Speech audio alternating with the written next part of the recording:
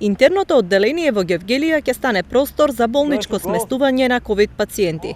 Откако ќе се пополни капацитетот кој што досега го користат, болницата е подготвена на дел од интерно да прима и пациенти со COVID-19.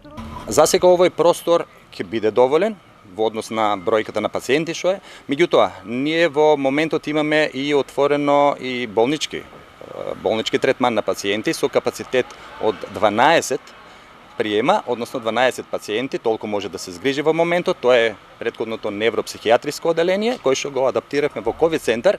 Меѓутоа, како што се зголемува бројка, како што рапидно расте бројот на пациенти, веќе сме во фаза на отварање уште дополнителен капацитет. Тоа најверојатно ќе биде интерно одделение, кој што еден добар дел од него ќе адаптираме во ковид центар. Во Гевгелија наскоро ќе почне и подготовка на теренот за поставување на модуларната болница. Таа треба да биде на располагање за месец и половина до 2 месеца.